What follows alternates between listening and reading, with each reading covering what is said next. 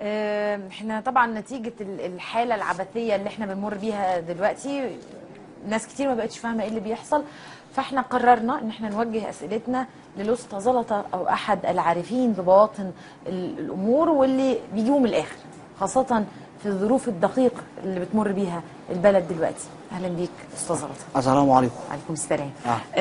يعني خلينا نتكلم الاول في السياسة وبعدين نتكلم بجد. ماشي.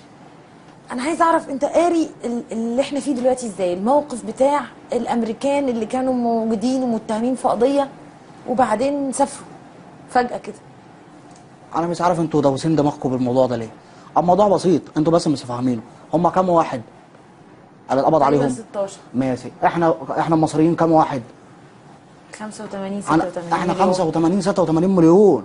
ماشي، هنتستر على 16 نفر نطلع مش ولا البلد قدام العلم اتقال علينا مسكنا العيال وحبسناهم، بعدين ما هم دفعوا فلوس. انا سمعت مش عارفين دفعوا 5 مليون ولا 5 مليار، صح؟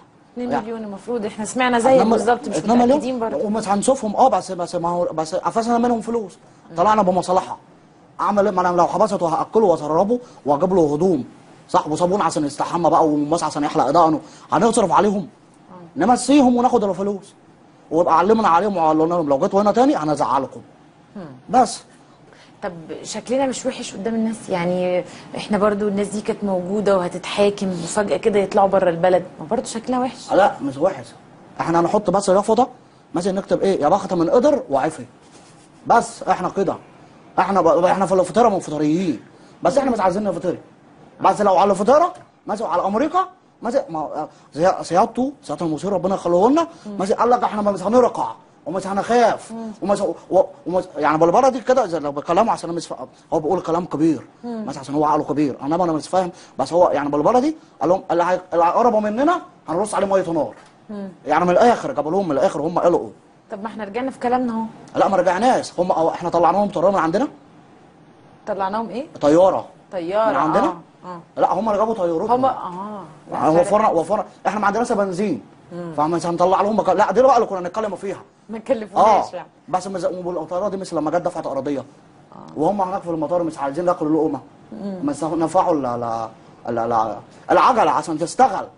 ما مش المطار ده في ناس شغاله والولاد اللي هيشيل لهم السنه هيقفش فلوس، يعني جابوا لنا مصالحها ماشي لمصر. التانيين بقى اللي بقول لك انتوا مسؤولين دول، هم دول بقى اللي بكرههم مصر. بس انا عشان ايه؟ عشان اشتغلت محلق سياسي، فانا محلق محلق بس انت مذاكر السياسه ومحلقه عليها عشان ما تجيش يمين ولا شمال، فدايما ايه المحلقين بيبقى اللي انا بتفرج عليهم بعمل ايه؟ هم دول بقى اللي عايزين يخربوا مصر، هم دول اللي مش عايزين العجله تتنفخ، مش عايزين العجله تدور، هم دول اللي معطلين البلد، هم دول اللي بينزلوا يعملوا مظاهرات ويخربوا البلد. مثلا انا بناسب اسمها ايه؟ اسمها اللي هو بيندهلوهم، يعني بيقول لك بناشد. ايوه هي دي انا بناشد الساده المسؤولين ان هم ياخدوا موقف وما يسكتوش على وعشان البلد هيبوظوها. يعني انت شايف ان الناس دي لما طلعت بره البلد لا يا بخت من قدر وعفي؟ اما طبعا. امال ايه؟